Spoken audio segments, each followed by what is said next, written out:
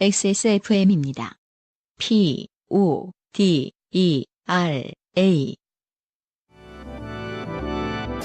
엔카 직영몰과 함께하는 요즘은 팟캐스트 시대. 지구상의 청취자 여러분들과 함께한 지 벌써 6년째. 창사 기준으로 하면 5년밖에 안 됩니다만. 한국에서 가장 먼저 생긴 팟캐스트 전문 상업방송사 XSFM이 엔카 직영몰과 함께하는 요즘은 팟캐스트 시대입니다. XSFM의 UMC의 책임 프로듀서입니다. 그리고 저는 늘 안승준 군과 함께하고 있고요. 네, 반갑습니다. 올해의 목표 중에 하나를 제가 아직까지 놓지 않고 실천하고 있는 것이 있습니다. 네. 엔카 직영몰에서 준 광택 세트로 네. 열심히 광을 내고 있어요, 차에. 근데 지난 주말에도 세차를 한번 했는데 이 한파에 셀프 세차 시켜서 주유소들은 세차 해줘요, 다. 저는 아까 세차 기계로 기계 들어갔다가 UMC가 기계 차를 넣어요? 기계 얼마 좋은데 못 견디는 사람들이 전 그런 건 별 생각 없어요. 아, 그래요? 예, 모든 기계는 기스가 나게 돼 있어요. 모든 신발도 기스가 나게 돼 있어요, 이 사람아. 근데 신발은 그래서는 안 돼. 거봐. 근데 그 어떤 기준에 내가 맞출 수 있다고 생각하는 거야. 그것만 구분해주면 돼. 신발은 달라요. 네. 네. 나머진 괜찮아요. 쓰다 보면 기스 안 나는 게 어딨어. 신발 빼고. 관리 나름이지. 굳이 신발을 빼야 되는 이유에 내가 대해서. 별난 사람이었잖아. 네. 물론 구분을 하면은 인정할 수 있는 거죠. 아무리 이렇게 추워도 거의 지금 지구상에서 가장 추운 것 같은데 물론 아이슬란드에 계신 청취자 여러분께 죄송합니다만은 이렇게 추워도 세차는 다 해주더라고요. 주유소에서. 네. 자동 세차 하고 나오면은 어디 저 주차장에 들어갔을 때 광택을 내는데 그저께는 쉽지 않았습니다. 왜요? 물광 내주는 엔카 직영몰에서 준 그 물건이 네. 얼어 있었거든요. 예. 순백으로 꽝꽝 얼어 있더라고요. 그래서 한참 녹였어야 했어요. 네. 예. 요즘 이게 얼었네라고 해서 시리즈가 무슨 이것도 얼었다, 이것도 얼었다. 각자 집에서 언 것들을 사진 찍어서 올리는 게 SNS에서 유행이라고 하더라고요. 그렇죠. 네. 나오던 물이 바로 어는 장면 이런 것들을 구경시켜 주시기도 하세요. 보니까. 일단 저희들 눈앞에는요 한강이 얼어 있고요. 오랜만에 보는 것 같아요. 저는 아파트 삽니다만 하도 이제 관리사무소에서 안내 방송을 하거든요. 빨래하지 말라고. 빨래하지 말라고? 네, 이제 저층부가 동파될 수 있으니까. 수도 사용량이 많으면? 최근 몇 년 며칠 제일 추웠을 때 있잖아요. 영하 14도 막 이럴 때. 네. 빨래하지 근데 그게 참 묘하더라고요. 아파트 사는 사람 입장에서는. 아파트를 좀 잘 짓지. 빨래를 하지 말라고 막 소리를 지르는 거예요. 물론 소리를 지르진 않았습니다만은. 제가 아파트를 싫어하는 이유가 그거예요. 우리가 뭘 하고 있을 줄 알고 방송을 해, 자꾸. 그쵸. 또 애기 막 깨고 막 이러는데. 네. 아무튼, 근 몇 년간 진짜 가장 추운 겨울이 아닌가. 철새들처럼 계절에 자유로울 수는 없습니다. 네. 하지만 어찌저찌 잘 버티고 계신 여러분들이 오늘도 좋게 되면 사연을 계속해서 보내주고 계십니다. 192번째 엔카 직영몰과 함께하는 요즘은 팟캐스트 시대 시작하겠습니다. 네, 여러분이 듣고 계신 방송은 인생이 고달픈 세계인의 한국어 친구입니다. SK 엔카 직영몰과 함께하는 요즘은 팟캐스트 시대입니다. 네, 광택자가 꼴았다는 게 아니에요. 땡땡환 팀장님. 네. 방송에 참여하고 싶은 지구상 모든 분들의 사연을 주제와 분량에 관계없이 모두 환영합니다. 당신 혹은 주변 사람들의 지난 인생 경험 이야기를 적어서 요즘은 팟캐스트 시대 이메일 xsfm25@gmail.com 조땜이 묻어나는 편지 담당자 앞으로 보내주세요. 사연이 소개되신 분들께는 매주 커피 아르케에서 아르케 더치커피, 주식회사 빅그린에서 바디케어 세트, 라파스티체리아에서 빤도로와 파네토네를요. 네. 제가 어저께 시내에서 얼었어요? 시내에서 유명한 빵집에 가서 빤도로를 하나 사봤거든요. 네. 정말 작습니다. 이거 어디 종이컵만한 거 가져와가지고 빤도로라고. UMC가 말한 시내는 어디인가요? 저 여기 종로구 마포. 나는 걸어갈 수 있는데 바깥에는 잘 안 나. 네. 진짜 조그만하더라. 예. 아무리 머리가 커도 여러분 머리보다는 큰. 빤도로와 파네토네를. 그리고 바이닐에서는 플럭서스 아티스트의 CD를, 콕 집어 콕 김치에서는 김치 맛보기 세트를, SK 엔카 직영몰에서 자동차 케어 키트를 선물로 보내드리겠습니다. 이렇게나 선물이 많은 팟캐스트가 또 있겠습니까? 요즘은 팟캐스트 시대는 걱정을 더는 방법, 트러스트 SK 엔카 직영몰, 사람이 듣는 음악, 사람이 만드는 음악, 모바일 음악 플랫폼 바이닐, 커피보다 편안한 아르케 더치커피에서 도와주고 있습니다. 사연이 많습니다. 네. 급하게 진행해 봅시다. 첫 번째 사연은 저도 겪어본 적이 있어가지고요. 음. 소소하지만 이게 말이 소소하지. 예를 들어 소소한 게 뭐 있을까요? 저는 매해 2월 첫째 주가 공인인증서가 만료되는 날입니다. 개인. 아, 그렇군요. 근데 이 1년이라는 기간이 참 애매한 게요. 그 방법을 다 기억하고 있긴 좀 어려워요. 1년 동안. 맞아요. 그래서 네. 공인인증서 새로 할 때마다 죽을 것 같습니다. 모든 은행 사이트에서 다 바꿔줘야 되고. 그쵸. 예, 이제 무슨 저축은행 5만 가지에서 다 바꿔줘야 되고 노란우산, 공제 그것도 또 모바일 앱마다 또 다 새로 등록해줘야 되고. 아, 예, 듣기만 해도 땀이 납니다, 저는. 한 주 안에 해야 돼요. 죽을 것 같아요. 네. 짜증나서. 그런 류의 얘기입니다. 아, 네. 별거 아닌데 사람의 숨을 턱 막히게 하는 박영미 씨가 보내주신 사연입니다. 안녕하세요. 부산에 사는 박영미입니다. 2년 반 만에 휴대폰을 바꿨습니다. 휴대폰이요. 2년마다 바꾸잖아요. 네. 그래서 바꿀 때 처음에 뭘 했는지를 꼭 다 까먹고 시작합니다. 저는 늘 그래요. 하루의 대부분을 집에서 노트북을 끼고 사는 잉여인지라 휴대폰 사양에 그다지 관심이 없었던 저는 앞뒤가 안 맞는 말입니다. 네. 잉여가 얼마나 이런 데 목숨을 거는데요. 능력은 안 되지. 아니, 갖고 싶은 것만지. 근데 어쨌든 네. 이제 노트북이 더 메인이다 보니까 우리가 이제 휴대폰을 하는 일들을 다 노트북으로 하셨기 때문에 문제인 것 같아요. 아, 네. 그 정도만 해도 되게 그 청렴한 잉여라고 생각해요. 한 가지 기계만 그럴 수도 있네요. 충족되면 괜찮다. 네. 그다지 관심이 없던 저는 다이렉트몰에서 가장 낮은 가격의 휴대폰을 골랐으나 그것은 언제 재입고가 될지 모르는 품절 상품이었습니다. 남편은 옆에서 최신 폰을 사라고 뽐뿌질을 했고 네. 보통 배우자가 상대방의 기계를 최신으로 바꿔라 그렇죠. 라고 푸시를 넣을 때는 제가 아는 선에서는 이유가 하나밖에 없어요. 내 걸 바꿀 때가 됐기 때문입니다. 예, 밸런스를 맞추기 위함이다. 아, 배우자 걸 바꾸라고 한 다음에 자기 것도 바꾸겠다? 그렇죠. 그러니까 내 신발 살라고 애기 신발도 사고 그런 사람도 있어요. 애기 신발 보면서 이렇게 대화 주제를 돌리고 이쁘다 이러면서 내 거 살짝 밀어내는데 이것도 샀다 하면서 노트북은 몰라도 2, 3년이면 바꿀 휴대폰을 100만 원씩이나 줄 거냐는 양심의 소리와 타협하여 적당한 가격의 보급형 휴대폰으로 기기 변경을 했습니다. 폰 구매 후기에 유심히 사이즈가 안 맞아서 고생했다는 글이 있었지만 이해가 가지 않았습니다. 전 유심히 들어가는 스마트폰을 쓰는 게 이번이 두 번째였거든요. 네. 아, 유심에 대한 이야기입니다. 어이? 유심이 왜 안 맞아? 지금 쓰는 폰 유심은 큰 사이즈에 뜯어낸 작은 사이즈 유심인데 이건 큰 사이즈 유심을 쓰나? 그거 버렸는데? 모르겠다. 안 맞으면 사러 가지 뭐. 하고 저는 유심 선택란에서 과감히 쓰던 걸 쓰겠다에 체크했습니다. 불안합니다. 왜냐면은 먹구름이 끼고 있습니다. 여기까지 읽었을 때 네. 뭐가 잘못됐는지 잘 모르겠어요, 제가. 아, 진짜요? 네. 아, 저는 동일한 일을 당해본 적이 있어서요. 그러니까 지금 유심 작은 사이즈 유심을 쓰는데 이건 큰 쓰던 유심을 쓰겠다. 유심 사이즈가 안 맞는다는 게 이해가 안 된다. 네. 네. 왜냐면 저는 유심 한 번도 바꿔본 적 없는데요. 그러니까 그 사이즈를. 아이폰을 계속 기기 변경 계속 해오면서 5. 그럴 수 없을 텐데요. 한 번 작아졌을 텐데요. 그런가요?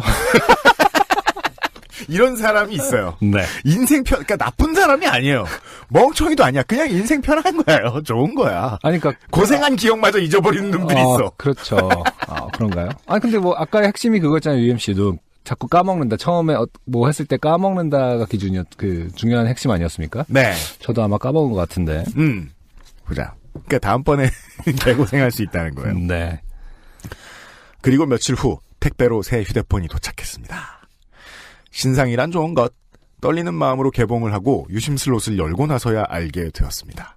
이 휴대폰은 훨씬 작은 유심을 쓴다는 것을. 네. 네. 부랴부랴 인터넷을 찾아보니 제 건 마이크로 유심이고 요즘에는 나노 유심을 쓴다네요. 이제 기억났어요. 그죠? 네. 그때 어떻게 했어요? 와, 그 까맣게 까먹냐? 저는 그 이통사를 갈아탔어요, 그때. 네. 그러면서 그냥 바꿔줬구나. 알뜰폰으로 갈아타면서. 그거 지금 알뜰폰이구나. 네, 따로 왔어요, 그게. 그래서 그걸 보냈나? 새로 해서. 와서 그걸 뭐 보내야 보냈어. 되고, 저도 뭐 절차는 제가 덜 까먹었습니다만. 네, 정말 이제 기억났습니다. 그죠? 그리고 친절하게 마이크로 유심을 나노 유심으로 만드는 방법과 도면까지 나와 있었습니다. 인터넷 만세. 여기서는 이제 당해보신 분과 당해보지 않으신 분들로 청취자 여러분들이 갈릴 겁니다. 이걸 한번 진지하게 찾아보신 분들이 계세요. 이거는 유심 이제 바꿔 끼면서. 그냥 물리적으로 짧게 자르는 건가요? 자르는 겁니다. 네, 칼로. 네, 그건 들어본 적 있는 것 같아요. 네. 저는 도면을 곱게 프린트해서 남편에게 건넸습니다. 신선한 표현이에요.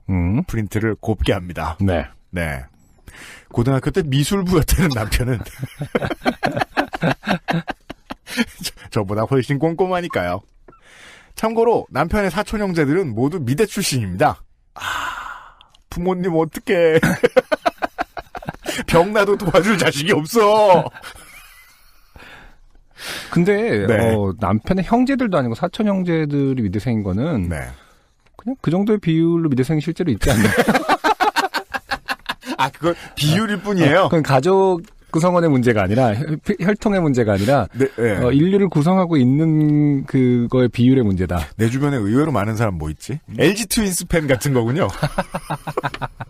뭐야 이 사람도? 이런. 그렇죠. 지금 10개 구단이 있나요? 10분의 1 정도는 10분의 1이 아니에요. 보면. 아니긴 하지만은. 네. 네. 자, 돌아가신 작은 시아버님께서는 극장 간판 그리는 일 하셨던 걸 보면 일반화시키려고 묻어내 쓰고 계세요. 이게, 네. 예. 글쎄요, 그 당시 세대 작은 시아버님께서 원하셔서 극장 간판을 그리셨을까요? 근데 그 옛날에 하는 거 보면은 네. 그 극장에서 일하다 말고 너 이런 거 소질 있어 보이네 네. 하면서 시키는 경우가 되게 많았다고 하잖아요. 그렇죠. 근데 뭐 그 당시의 소질은 권력이 만드는 거 아닌가요? 그냥 사장님이 넌 소질이 있다라고 3번 말하면 네. 대신 옥상에서 방을 내주고 뭐 약간 옥탑방 쓰면서 이런 거 아니었나요? 아무튼 계속해서 처가가 아니고 뭐죠? 시댁. 시댁의 식구들을 미대생으로 싸잡기 위해서 그렇죠. 김기춘처럼 노력하고 계세요. 니들이 남이가. 맞아요. 그래서 네. 사실은 엄밀하게 말하면 이것은 책임을 지우고 있는 거죠. 이렇게 너희 집에 피가 다 미대생인데 뭐 결론 모르고 있습니다만 아직. 이렇게 피가 흐르는데 왜 못했냐. 남편 탓이다. 로 지금 뭔가를 지금 전제 상황을 만들고 있는 것 같습니다. 왜냐면 본인은 도면을 곱게 프린트해서 건넸거든. 네. 남편은 가위를 들고 호기롭게 외쳤습니다. 도면 필요 없어. 그냥 자르면 되지. 이런 배우자 매력 있지 않나요? 제가 이런 사람이 안 돼가지고 모르겠어요. 가만히 있어봐. 이건 뭘 해야 되고 막 이런 스타일이라가지고 이거 안 되면 어떡하지? 이런 스타일이라서. 네. 그리고 몇 번의 섬세한 가위질 끝에 저의 마이크로 유심은 새 휴대폰 유심 슬롯에 들어갈 나노 사이즈가 되었습니다. 저희는 두근대는 마음으로 조심스레 슬롯을 밀어 넣었습니다. 근데 이렇게 마이크로, 나노가 이런 어떤 되게 과학적으로 들리는 단어가 이렇게 가위 하나를 해결될 개념인 거예요, 원래? 그러니까 저도 인터넷에서 그거 뒤져보면서 되게 신기했었어요. 와, 이게 그냥 가위질로 되는 거라니. 뭐 전자현미경으로 뭘 건드려야 될 것 같은데 그냥 가위로 자르면 나노가 되고. 물론 신랑분처럼 가위로 슥 하진 않았겠지만 보통 도면 위에 놓고 도면을 아래에 놓고 그 유리 같은 걸 위에 놓고 그 다음에 칼질을 하라고 보통 권하더라고요. 와. 붙여놓은 다음에. 저희는 두근대는 마음으로 조심스레 슬롯을 밀어 넣었습니다. 후기 중에는 억지로 집어넣었다가 슬롯이 열리지 않아 AS 센터에 갔다는 말도 있어 조금, 아니 많이 무서웠습니다. 새 휴대폰을 받은 첫날 AS를 받는 건 너무 슬프잖아요. 다행히 남편이 커팅한 유심은 무사히 새 휴대폰에 장착되었습니다. 그리고 잠시 후 개통이 완료되었다는 문자가 왔습니다. 성공한 건데요? 저는 기뻐하며 남편에게 전화를 걸어봤습니다. 근데 이게 웬걸? 전화가 안 되더군요. 남편이 저에게 전화를 걸었습니다. 안 됩니다. 문자를 보냈습니다. 안 됩니다. 네. 특이하죠. 문자를 받을 수 있는데 전화를 걸 수 없다. 그렇죠. 원래 이럴 수 없거든요. 개통이 완료되었다는 문자를 받았고. 네. 그러면 유심은 잘못한 게 없는 걸 수도, 남편은 잘못한 게 없는 걸 수도 있어요. 네. 대체 뭐가 문제일까?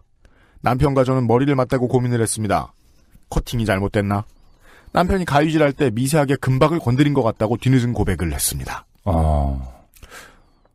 금박이라는 말은 맞는 거예요. 그냥 뭐 기판 금박. 근데 어차피 여기 단어 맞춰봅시다. 그 금박을 잘라야 되는 거기 때문에 그래요? 예 건드렸다는 말도 좀 말이 안 돼요.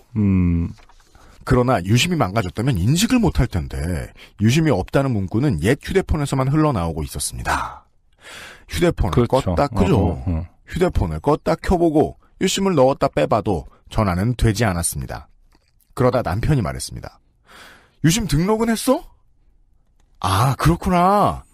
네. 여기서 제가 이런 격언을 만들어서 덧붙일 수 있겠어요. 둘은 너무 적다. 멍청이 신세를 벗어나기엔 둘 가지고는 부족합니다. 네. 네. 저는 만약에 자식을 낳는데 가장 중요한 이 실리와 관련된 이유가 있다면 네. 셋 정도면 넷 정도면 어떻게 해볼 만하기 때문입니다. 자식은 옳은 말을 해주거든요. 종종. 삼각형이 괜히 완벽한 게 아니죠. 저는 서둘러 새 휴대폰과 동봉된 설명서에서 유심 등록 방법을 보며 열심히 키패드를 눌렀습니다. 안 됩니다. 숫자를 잘못 눌렀나? 다시 해봤습니다. 안 됩니다. 3번을 넣어봤지만 안 됐습니다. 고장났구나. 결국 저희는 유심을 사러 나가기로 했습니다. 자, 긴가민가한 상황입니다. 네. 등록이 됐다고 문자가 왔는데 그렇죠. 새 칩을 사러 나가시고 계세요. 밖은 비가 추적추적 오고 있었고 대리점까지는 걸어서 30분. 남편이 차를 꺼냈습니다. 거긴 주차할 데 없으니까 끝나면 전화해. 근처까지 오자 남편이 말했습니다. 저는 농담처럼 말했습니다. 유심 교환 못해서 전화 못하면 어떡해. 그럴 리가 있나. 혹시나 말이야. 그럼 코너 돌아서 저 끝에 있을 테니까 그리로 와. 저는 비를 피해 후다닥 대리점으로 들어갔습니다. 어서 오세요. 어떻게 오셨나요? 나.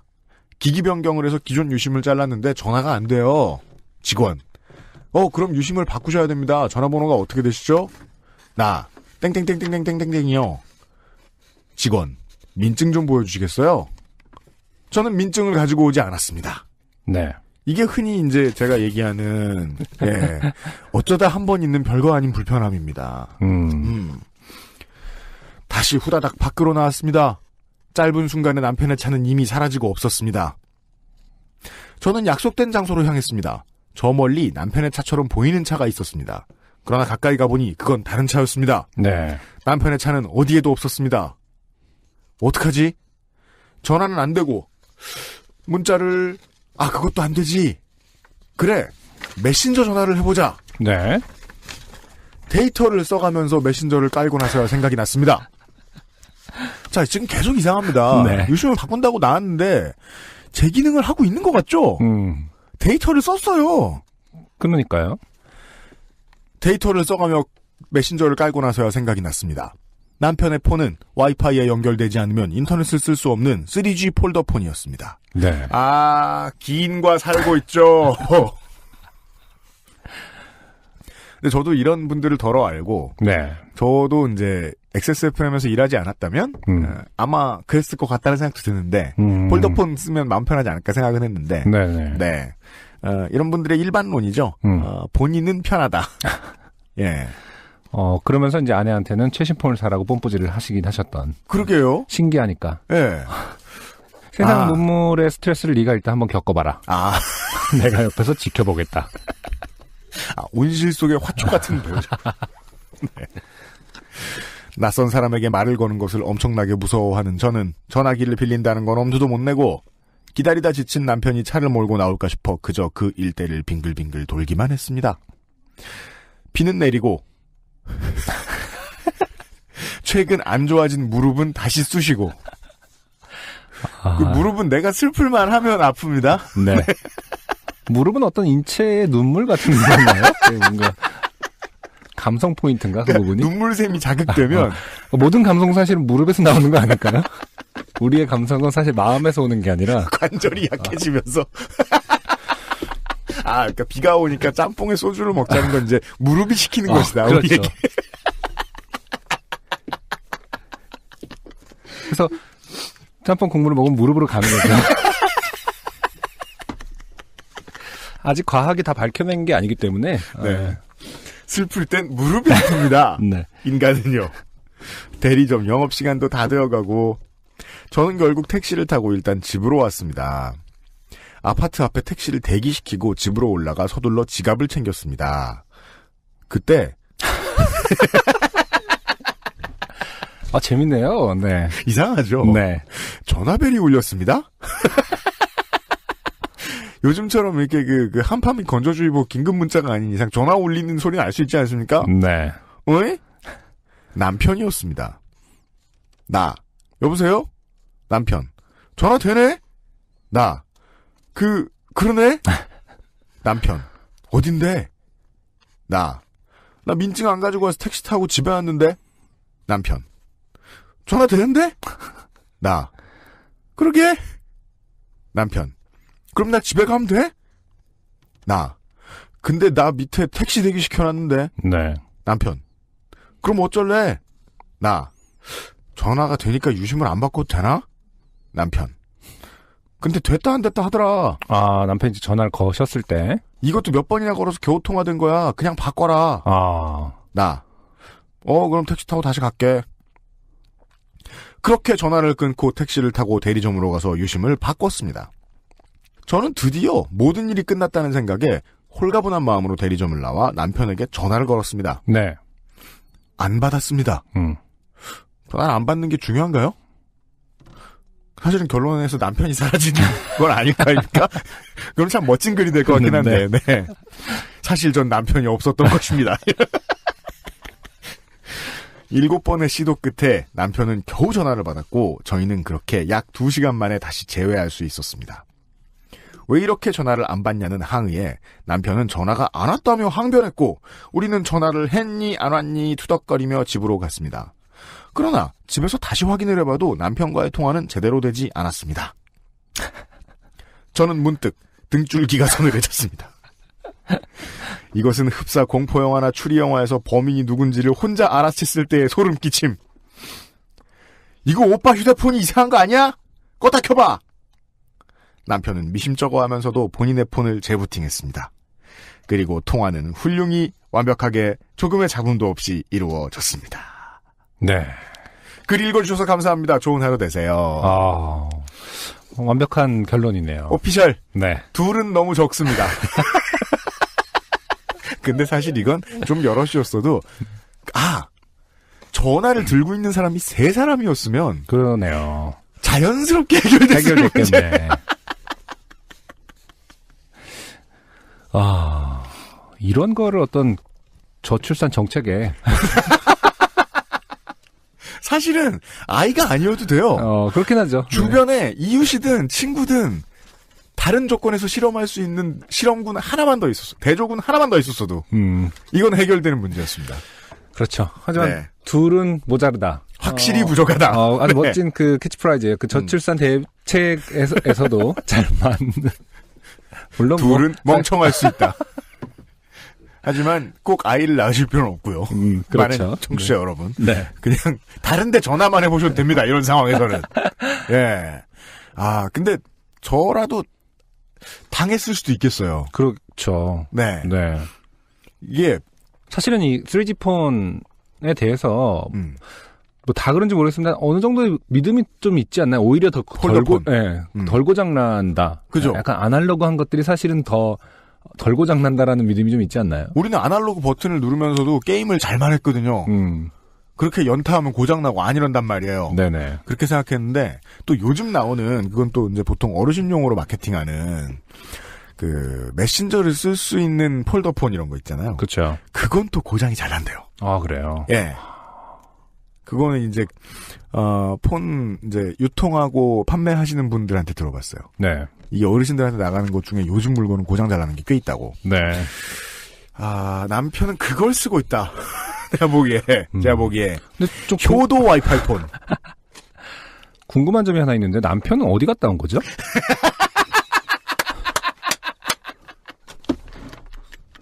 두 시간. 그러니까 사실은 내려다주고 나서의 그 행방은 묘연합니다. 덱스터 같은 거죠. 누군가를 죽이고 왔다. 강에 버리고 왔다. 네. 깔끔하게. 연락도 안 되고 도움도 안 됐어요, 사실은. 어떤 면에서. 그러니까 이게 참 사람에게 진짜로 도움이 된다는 게 되게 어려운 일인 게 네. 정말 도움이 되기 위해서 잘 해결해줘야 할 두세 단계가 있는데요. 첫 번째 잘해놓고 두세 번째 망치면 욕먹어요. 심지어 그냥 그냥 팍 썰었는데도 잘 자르셨잖아요. 네. 남편께서는. 그쵸. 예. 그랬는데 자기 폰이 이상한 건 아닐까 의심하지 못했다는 이유로. 네. 예.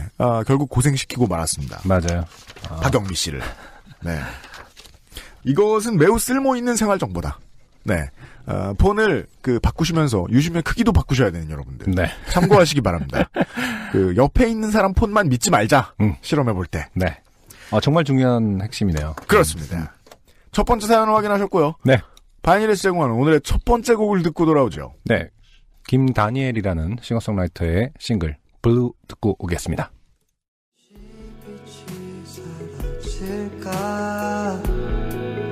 너무 걱정하지 마.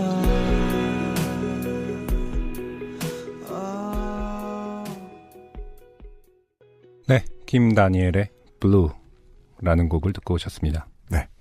신인입니다, 신인.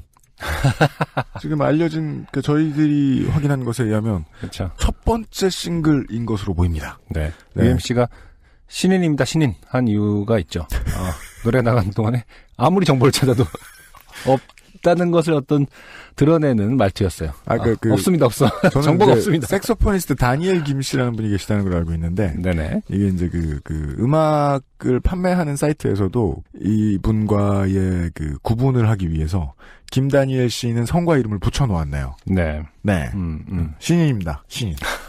김다니엘의 블루가 192의 엔카지 경몰과 함께하는 요즘은 팟캐스트 시대에서 안승준 군이 골라온 첫 번째 곡이었어요. 네. 어떤 때는 관심이 어떤 면으로 많이 가서 선곡하게 되는 경우도 있고요. 이 부분은 참 재밌다. 이 부분에 대해서 얘기하고 싶다. 그런 것들이 줄줄이 있을 때도 있지만은 어떤 주는 또 이렇게 그 주의 날씨랑 그림 그냥 오늘의 그림이지. 네. 그렇죠. 네. 앨범 자켓과 날씨의 어울림. 네. 자켓도 어울려요. 네. 아주 들었는데? 얼어 죽겠는 분위기를 뽐내고 있어요. 그렇죠. 네. 그래서 계속 듣고 다녔어요. 차에서. 잘 어울리지 않나. 대부분 또 많은 분들이 팟캐스트를 이제 이동하시면서 네. 들으시는 분들은 정말 날씨와 밖은 춥구나. 네. 계절과 잘 어울리는 곡이 아닐까 생각을 합니다. 네. 가사에 보면 이제 봄이 아주 길다. 이런 얘기가 나와 있는데 보통 이제 자식들이 춥다고 이제 투정하면은 네. 부모님이 그러세요. 이제 봄이다. 뭔 소리냐. 네. 그럴 때 하고 싶은 말인 것 같아요. 봄은 너무 길어요. 올겨울 깁니다. 그러고 보니까 이제 1월도 끝나가네요. 1월의 마지막 방송이죠. 네. 근데 이렇게 지랄 같아요. 아이고, 예. 오늘의 두 번째 사연은요. 김상일 씨께서 보내주신 사연입니다. 네. 간만에, 여행 멍청이 장르입니다. 그렇군요. 제가 한번 읽어보도록 하겠습니다. 김상일 씨가 보내주신 사연이에요. 안녕하세요. XSFM 임직원 여러분. 하루하루 야근에 지쳐가고 있는 디자인 노동자 김상일입니다. 디자인 노동자예요? 네. 매주 좋게 된 사연을 들으면 나는 언제쯤 좋게 되나 좋게 된 거라곤 디자인 일을 하는 것 외에는 없던 와중에 디자인 일 하는 얘기 해주셔도 되긴 하는데 네. 작게나마 여행 중에 겪었던 일이 떠올라 사연을 써봅니다.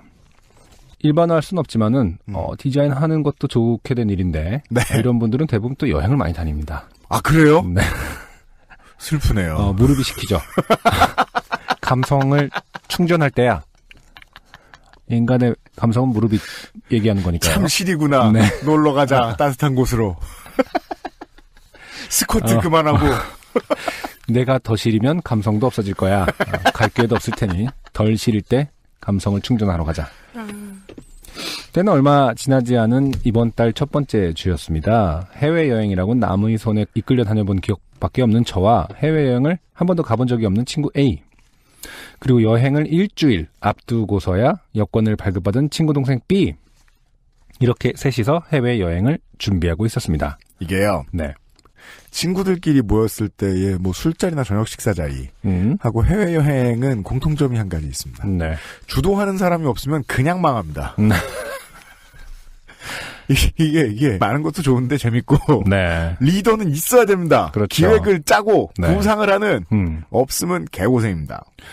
어쨌든 지금으로 봐서는 아까 UMC가 말한 둘은 모자라다. 네. 하고는 좀 반대된 얘기예요. 네. 셋도 모자랄 것 같은 느낌이. 그러니까 숫자는 중요한 게 아니다. 뭐 이런 결론이 나올 것 같은 네. 그런 물론 뭐 예감이 듭니다. 개인의 이야기일지 단체가 다 바보인 얘기일지는 더 보시죠. 일행 중 유일한 해외여행 경험자라는 막중한 책임감에 여행 계획을 섬세하고 신중하게 마지막 날까지 검토하고 또 검토하고 있었지요. 마지막으로 다시 한번 동선을 검토하다가 꽤 걸어야 하는 동선인데 이거 신발을 좀 푹신한 걸 신어야겠다라는 생각이 들어서 신발장으로 다가가 어떤 신발을 신어야 할까 고민했습니다. 하지만 어리석게도 저는 당시 땡땡땡리의 신발에 꽂혀 있었고 땡땡땡땡리 땡땡땡땡리 그냥 단어입니다. 네. 예. 푹신함과 그쪽의 모델 그쪽 브랜드의 모델들을 제가 좀 아는데 푹신한 신발은 없었을 거예요. 그렇죠. 어떻게 보면 그냥 좀 패션 아이템에 가까울 수 있겠네요. 네. 바닥이 얇기로 소문난 이 신발을 놓고 한참을 고민하던 중 쿠션이 달린 깔창을 이용하기로 마음을 먹었습니다. 아, 깔창 같은 게 집에 이제 오랫동안 짱 박혀 있는 게 있을 수도 있죠. 네. 그러나 깔창이라는 것을 20대가 되기 전 끊었던 터라. 아, 여기서 끊는다는 게 무슨 뜻인지 알겠어요. 그렇죠. 이건 편하려고 신었다는 게 아닌 것 같은데요. 네. 네. 그 굽으로 신으셨다. 네. 하지만 끊었다. 끊었다는 뭐야? 와, 그 깔창 끊었다는 얘기는 진짜. 그것을 찾기란 매우 어려웠고 꽤 먼지를 먹은 후에야 구석에서 본연의 탱글탱글함을 잊은 깔창 한 짝을 찾을 수 있었습니다. 아직 있긴 있었구나 하는 감탄과 한창 애용했을 때의 소회를 한쪽에 접어두고 신발에 구겨 넣은 뒤 만족감과 안도감에 잠이 들었습니다. 어떤 아이템을 오랜만에 다시 써보려고 꺼내 들었을 때는 네. 그걸 쓰던 옛 시절이 떠오르죠. 그렇죠. 그땐 젊었는데 이러면서. 네.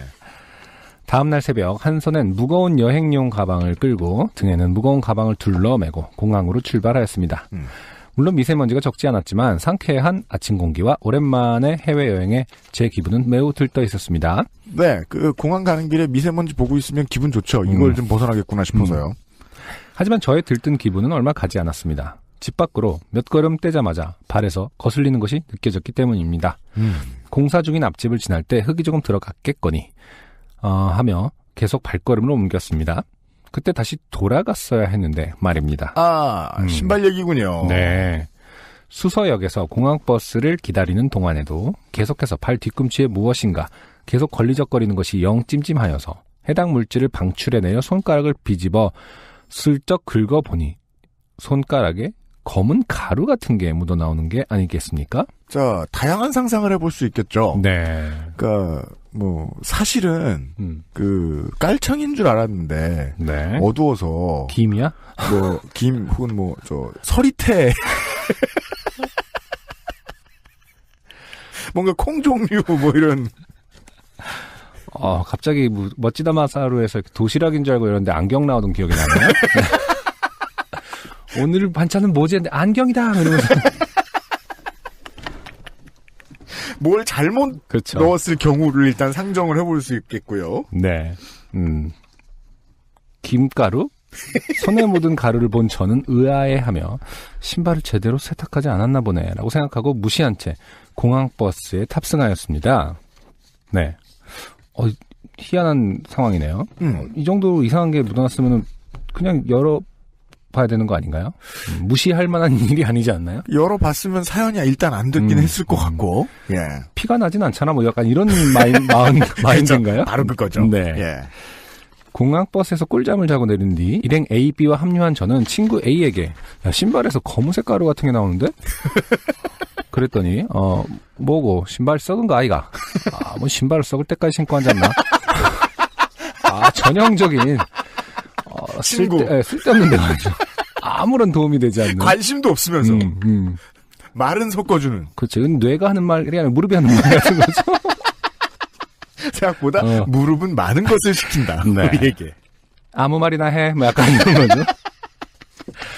사투리 가득한 핀잔에 기억 저편에서 누군가의 힐리스 사연이 떠올라 뇌리를 스쳤습니다. 그렇죠? 요파시에서 네. 소개된 적이 있죠. 네. 미창과 분리되었던. 가수분해되었던. 네. 네. 이미 짐작하고도 남음이 있으셨겠지만 오래된 깔창이 제 무게를 견디지 못하고 신발 안에서 짓이겨져 가루가 되고 있었던 것입니다. 이게 그 이제 슈퍼에서 파는 그 검은색 네. 밑창. 뭔가 뭔가 발포 고무 같은 느낌이 나는. 네네. 예. 분해가 좀 빨리 되는 편인 것 같아요. 네. 보면. 예. 근데 생각보다 분해를 잘 되네요. 환경 걱정을 많이 안 해도 되는 건가요? 물론 원래 이런 김상일 씨가 이걸 제가 한참 깔창에 중독돼가지고 끊지 못하고 계시던 그 시기가 언제냐가 중요하겠죠. 그렇죠. 이게 뭐 20대 이전에 끊으셨다고 그랬는데 2015년이면 정말 이상한 건데 지금 50대이실 수도 있는 거니까. 95년이면 그렇죠. 생각해봐야죠. 네. 여행 초보 3명이 모인 터라 정신이 없고 시간도 계속 쫓기고 별일이야 있겠어라는 생각으로 신발 안의 숨진 깔창과 함께 오사카행 비행기에 몸을 실었습니다. 시간이 없었군요. 네. 오사카 그래도 좀 이해는 안 됩니다. 분해된 가루를 밟으면서 다닐 수 있다라는 느끼면서. 점. 네, 느끼면서. 네. 근데 뭐 오사카 정도에서 가깝게 느끼셔서 뭐 일단 빨리 수속하면은 금방 뭐야 그거 지구본에서 이렇게 보면서 야 이거 저 정도 거리밖에 안 되잖아. 한 뼘도 안 돼. 그러면서 그냥 갔던 새끼 거예요. 손가락 막 이러면서 축척을 실제 거리인 것으로 의심했다는 겁니까? 오해했다는 겁니까? 아니 왜 장기 막 10시간 탈 것 같으면은 미리 되게 막 뭔가를 완벽하게 준비해야 될 것 같은데 근데 저 1시간 비행기에서 뭐 반이면 1시간이니까 그래서 그런지 아무튼 확인을 안 하고 탔습니다. 그리고 또 여행 오랫동안 안 하다가 하면은 공항에서부터 너무 분주하잖아요. 그렇죠. 챙길 것도 많고 그리고 네. 또 쇼핑한답시고 왔다 갔다 하고 네. 몇 시간 전까진 들어가래 이러면서 막판에 막 뛰어가고 막 이럽니다. 네. 예, 뭐 신경 못 쓸 수는 있습니다. 오사카행 비행기에 몸을 실었습니다. 네. 오사카에 내리자마자 내렸습니다. 이미 지금. 저는 비행기 안에서 네. 그 깝깝함과 관련된 뭐가 나올 줄 알았는데 일단 그 검은 가루와 함께 네, 내렸습니다. 왔어요. 여행 밀수 수출을 한 거죠 지금. 검은 가루를 밀수해서 타국으로 일단 가져갔습니다. 여행 가방과 짐 가방을 들고 두어 시간을 불편한 발걸음으로 절뚝절뚝 이동하였습니다. 제가 이 과정에서 제일 궁금한 건 공항 검색대에서 신발을 벗으면 가루가 날렸을 텐데. 그 신발 벗죠, 그렇죠? 네. 네. 숙소의 문을 열자면 숙소에 도착했습니다. 네. 결국 끝까지 왔어요. 그 가루와 함께. 네, 숙소의 문을 열자마자 깔창과 에어쿠션은 분리가 된 채 너덜너덜해져 있었고 순백의 양말은 어느덧 김가루로 버무린 주먹밥처럼 얼룩덜룩해져서 더는 가망이 없어 보였습니다. 하나 알 수 있습니다. 여행이라고 또 흰 양말을 새 것을 샀을 것이다. 네, 웬만하면 내 양말을 보고 순백이라고 말하지 않습니다. 근데 잠깐 딴 얘기인데 네. 흰 양말은 왜인지 모르지만 좀 어렸을 때 신다가 안 신게 된 것 같아요. 여행 갈 때 흰 양말, 근데 그때도 유현 씨가 말한 적 있어요. 흰 양말이 많다고. 그러니까 흰 양말도 하나의 되게 중요한 아이템. 흰 양말 신으셨네요. 내 눈을 보면서 얘기하니까 혼내는 거였잖아. 아니, 제가 뭘요. 네. 한 15켤레쯤 있습니다. 어떤 느낌인가요? 흰 양말은. 유현 씨에게 흰 양말이란? 신나요. 그리고 코디할 때 제일 편해요. 그런가요? 여러모로. 네. 여행 갈 때 흰 양말은 좀 부담스럽지 않나? 뭔가 빨리 그래서 추운 곳을 여행 갈 때는 뭐 어떻게 돼도 상관이 없겠습니다만은 그냥 갈아 신으면 되니까. 네네. 더운 곳을 여행할 때는 사실상 두꺼운 양말을 별로 쓸 일이 없죠. 네네. 예, 그래서 그쵸. 그냥 발등 양말 정도니까 발등 양말은 컬러가 뭐여도 상관없잖아요. 네. 예. 근데 근데 이분이 순백의 양말이라는 어감에 자꾸 제가 집착을 하게 돼요. 그렇죠. 아주 목이 높은 장목형의 무릎 밑까지 오는 그렇죠. 것은 아니었겠느냐. 우리가 이제 여행을 오랜만에 다니시다 보니까 네. 여행의 어떤 그 기본 착장이 있는 줄 아는 거예요. 우리 어렸을 때 유치원에서 소풍 갈 때 흰 양말을 무릎까지 올린 그 느낌을 재현한 스마 바지 같은 거 입고 재현한 거 멜빵 바지죠, 멜빵 바지. 네. 아무튼 얼룩덜룩해져서 더는 가망이 없어 보였습니다. 약간 좀 이렇게 길티 플레저 같은 게 있었던 것 같아요. 가망이 없는 거를 발이 못 느끼나요? 그러니까 말이에요. 진짜 끝까지 만들어보고 싶었던 거야. 그 미세 먼지를. 버무려지는 건. 이러면서. 양말이 회색이 되려나? 어디까지 좋게 되는지 한번 보기 위해서 오사카까지 가져간 것 같다는 느낌이 듭니다. 그러니까 짧게 표현하셨지만 이걸 신은 채로 정말 시간이 오래 걸리셨다는 걸 제가 말씀드리는 거예요. 네, 그렇죠. 수분간을 털어내 보아도 계속해서 가루가 쏟아져 나왔고 망연자실함과 동시에 이 정도 사연은 요파 씨에 보내긴 너무 소소한가? 라고 스스로 좋게 됨을 평가하는 경지에 이르렀습니다. 결국 오사카를 여행하는 내내 얼룩덜룩한 양말과 지면을 그대로 느끼게 해주는 땡땡땡리와 함께 무지막지하게 걸어다녔고 귀국하자마자 몸살로 몸져눕게 되었습니다. 결론이 이거네요. 네. 사연 끝에 교훈과 안승준님께서 웃으실 때마다 저도 같이 낄낄거렸던 것 같은데 이렇게 저도 어리석었을 줄이야 깊은 반성을 하게 되네요. 네, 삶을 돌아보는 창이죠. 요즘은 팟캐스트 시대. 긴 글 읽어주셔서 감사합니다. 날씨가 이럴 필요가 있나 싶을 정도로 추운데 감기 조심하시고 건강하시길 기원합니다. 감사합니다. 김상인 씨 고맙습니다. 네. 네. 매우 강조드려야 될 게 있습니다. 우리가 지금 되게 무슨 사상의학 같은 소리를 하고 있는 것 같은데 온 몸이 다 기억을 가지고 있잖아요. 보면. 우리가 밝혀냈죠? 무릎은 지령도 네. 한다고? 네. 근데 발바닥이 특히 더 그런 것 같아요. 예. 발바닥은 기억을 하기 때문에 이제 등산화를 제일 편해하는 사람들이 있고. 네. 네. 쿠션이 엄청나게 막 물렁물렁 물쿠션이라고 하죠. 네. 그런 워킹화나 러닝화를 좋아하는 분들이 있는가 하면 지금 네. 땡땡땡땡리 얘기해 주셨는데 땡땡땡땡리가 어떻게 생겼냐면은 그냥 6, 70년대 테니스화. 그쵸. 네. 우리 지난주에 테니스 보면서 로드레이버 아레나 봤잖아요? 로드레이버 선생 이름이 붙은 테니스화가 있어요. 사실상 지금은 테니스화로서의 역할은 못합니다. 네. 예쁜 단화지. 그쵸. 아무것도 없고 되게 단단한 고무 중창이 다예요. 예. 그 정도가 편한 사람들이 있는데, 네, 제가 보기에 김상일 씨는 그렇진 못하신 것 같아요. 맞아요. 그러니까 그거에 솔직해야 되더라고요. 내 발이 뭐가 편한가, 오래 걸을 때. 네. 그걸 알면 어차피 3시간 넘게 걸으면 무조건 발 아픈데, 그래도 좀 덜 아플 수 있는 것 같습니다. 네. 예. 걷는 여행을, 물론 여행은 걸어야죠. 예, 걷는 여행을 주로 하니까, 네, 여행할 때는 신발은. 최소한, 우리가 아까 어떻게 측정했죠? 3년에서 25년쯤 되었을 그 고무 밑창 같은 것은 쓰지 말자. 그렇죠. 어떤 면에서는 생활정보적인 측면이 있어요. 그러니까 여행할 때 밑창은 반드시 새 것으로 하거나. 네. 예. 좀 어쨌든 좀 한 거는 중간에 사라질 수 있다. 요즘 물건들이 아무리 이제 소비를 촉진시키려고 빨리 닳는다 그렇죠. 이런 소리 네. 많이 해도 네. 실제로 유명한 데서 만든 그냥 정품 신발에 붙어 있는 깔창들은 오래 갑니다. 네. 예, 깔창은 오래 갑니다. 알아두시길 바랍니다. 생활 정보들이 많이 쏟아지고 있어요. 그래미 시상식이 있던 날 녹음했습니다. 맞아요. 요즘은 팟캐스트 시대 192번째 순서입니다. 오늘의 3번째 사연입니다. 네. 윤상호 씨의 사연이 되겠습니다.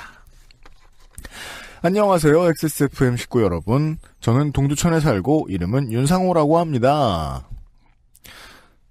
춥겠네요. 동두천만 해도 많이 다르죠? 겨울에 이제 예비군 갈 때 저는 양주시에서 종종 경기도 양주시에서 종종 이제 훈련을 받았는데 네.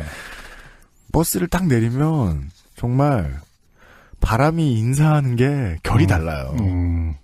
자식아 여기가 어딘 줄 알고 와! 이러면서 팍팍 때리는데 하면서 푹푹 찌르죠. 힘들었어요. 그래서 지금은요 캘거리 덴버 이런 데 사시는 분들보다 양구 인제 화천 여기 계시는 분들이 네. 우리 춥다 자랑 한번 해보셨으면 좋겠어요. 윤상호 씨예요. 지금은 막 10살 된 아들이 어느 때부터인가 뭘 볼 때 눈을 찡그리더라고요. 네. 눈이 나빠졌나 해서 아내가 안과에 데리러 갔는데 눈이 나쁘다네요. 성장기에 아이들의 눈도 함께 나빠진다고 해서 전부터 알고 있던 드림렌즈라는 것을 하기로 했습니다. 네. 요즘 이건 많이 궁극의 렌즈인가요? 뭐죠? 시력을 계속 나빠지는 속도를 좀 저하시키는 기능이 있는 그렇대요? 렌즈라고 하더라고요. 네. 그래서 원래 이제 시력이라는 것은 태어난 이후부터 계속 나빠지는 거잖아요. 다시 좋아지진 않는데 네. 그 속도를 좀 늦춰주는 어떤 계속 지속적으로 네. 해주면은 좀 늦춰주는 그런 거로 알고 있습니다. 잘 때만 껴서 시력을 교정하는 렌즈라는데 잘 때만 끼면 슬림 렌즈라 하지 그 효과를 부풀리는 것 같아 이름은 마음에 들지 않았습니다. 그러게요. 아주 적당한 지적이신 것 같아요. 네. 드림 렌즈라. 여튼 아이가 안경은 싫어하고 저희 부부도 활동이 많은 아이에게 안경을 씌우고 싶지 않아 없는 살림에 100만 원을 들여 렌즈를 해주었습니다. 와, 네. 이렇게 비싸요? 그렇군요.